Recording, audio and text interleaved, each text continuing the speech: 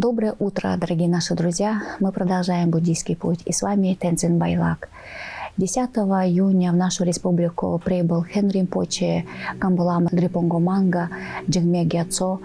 И в этот же день вечером он даровал учение в новом храме текста Йонтен Шунгурма.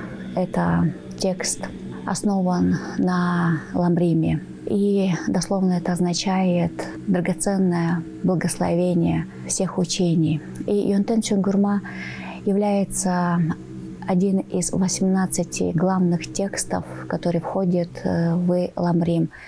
И этот текст, он посвящен почитанию учителя, коренного учителя. И он впитывает все те сжатые тексты по буддийской философии. И Йонтен Шунгурма находится на 250-й странице в коричневой книге ежедневных практиках. И буддисты, они начитывают текст в начале.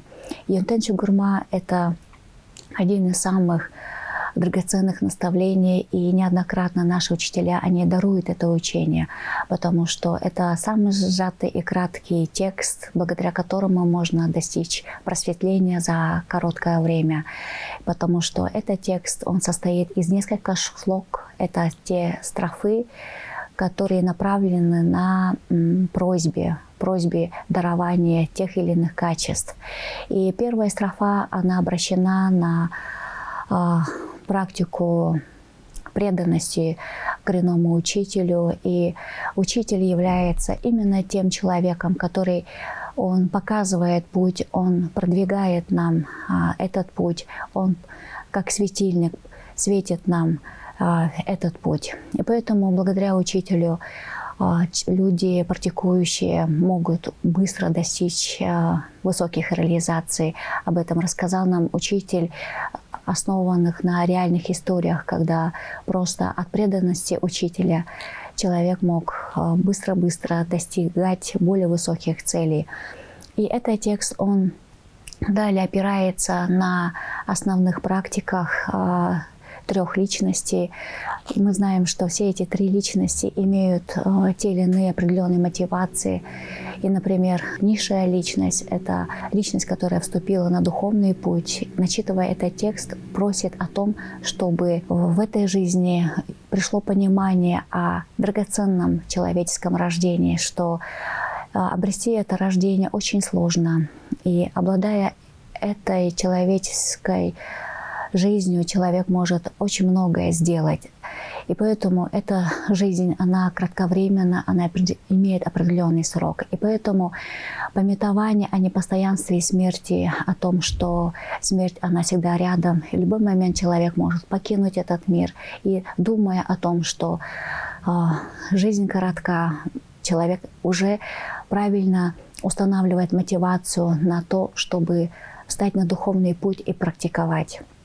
Далее, низшая личность, она опирается на то, чтобы памятовать о законе кармы, потому что карма, она имеет последствия. Каковы причины, таковы результаты. И мы знаем о бумеранге хорошей кармы и плохой кармы. Каковы хорошие действия, таковы и результаты. И также низшая личность, она думает о развитии бдительности и сосредоточения. Благодаря этим качествам ума человек может отсекать ненужное и более правильно идти по духовному пути.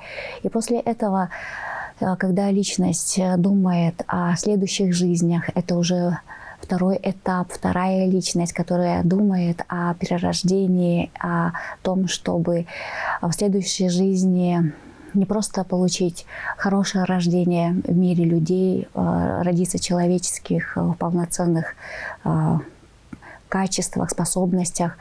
Эта личность уже начинает думать об отречении, потому что даже если в следующей жизни мы родимся людьми, мы также будем испытывать эти страдания, мы также будем болеть, иметь эти препятствия, и также будем страдать от смерти, от этих процессов мучительных. И поэтому эта личность ставит цель взращивания, отречения и ухода от сансары. Далее эта личность уже думает о том, чтобы он полностью мог отречься от круговерти бытия существования.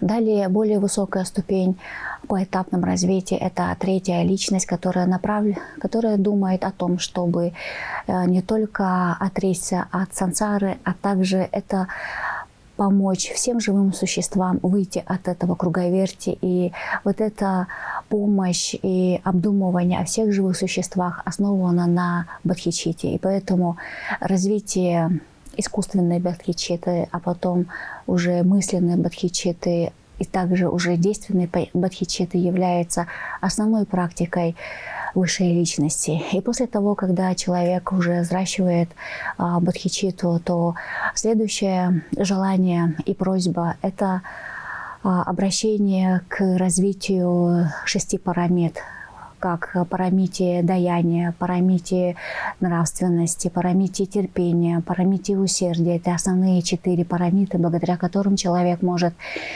более крепко стоять и практиковать. Далее 5-я, 6-я парамита, они основаны на сосредоточении и мудрости, основаны на практике медитации. И в конце этого текста Йонтен Чугырмы все наши устремления направлены на то, чтобы мы и в жизнь встречались с учителями, и мы могли бы следовать по их путям, по их наставлениям, по их советам. И вот это следование, оно приведет нас к безошибочному пути, к тому, чтобы в конце уже достичь просветления. И этот текст, он является самым основным и главным в духовной практике.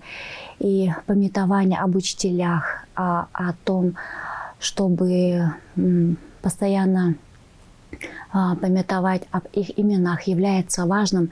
И поэтому это учение даровано было не зря, потому что 11, 12 и последующие дни в Туве отпраздновали 105-летие основания Института Пандита Камбалама Республики Тыва. И это было связано с памятованием Камбаламы из Тюхуре, Гешелхарамбы, Лобсанчамзы. И на конференции, которая прошла 13 июня в Центре тувинской культуры. Там прошел круглый стол по теме развития буддизма в 20 веке на территории Тувы, особенности развития Института Пандита Камбалами, знаменательные даты. На этом круглом столе, на этом обсуждении ученые из Тувинского университета, они рассказали и доказали основные даты о легитимности создания Института Камбаламы. И были обсуждения, полемики. И приняли участие в этом круглом столе все гости из буддийских республик России, из Петербурга, Москвы. А также в нашей республике прошла конференция, это с 12 по 13 июня в ДНТ, а также в главном корпусе в ТВГУ. И эта конференция была посвящена духовным нравственным ценностям, формированию семьи как главного аспекта нашего общества. И после всех этих обсуждений, конференций, встреч, в результате можно сказать, что в нашей республике существовал Институт Камбаламы Республики Тыва. И все выдающиеся ученые, тувинское буддийское духовенство, они шли по правильному пути. И благодаря им Тува, она вошла в состав Советского Союза и выбрала правильный путь.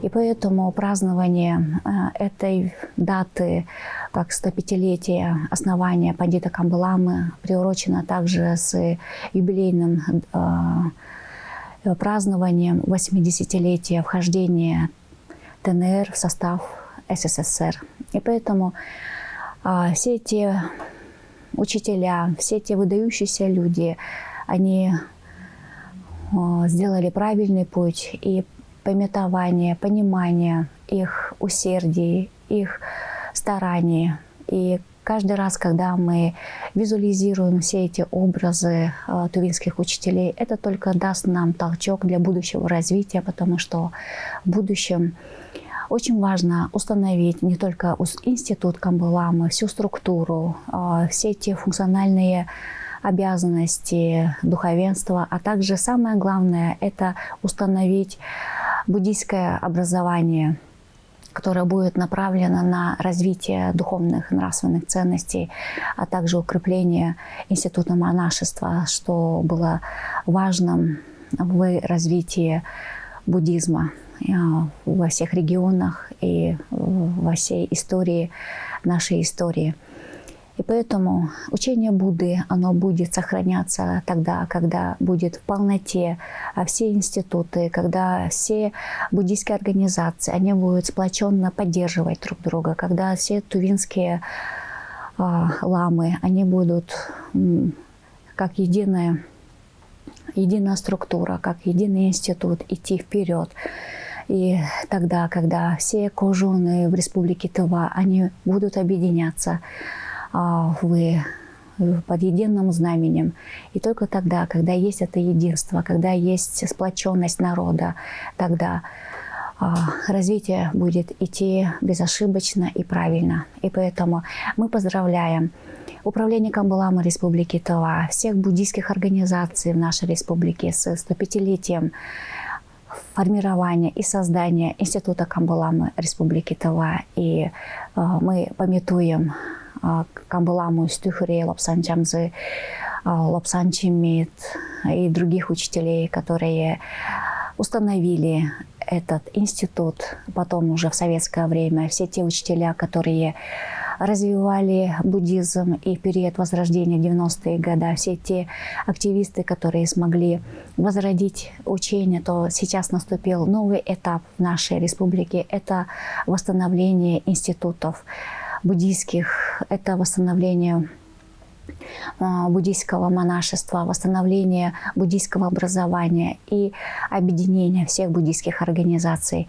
Поздравляем всех наших жителей с этими знаменательными датами. До свидания.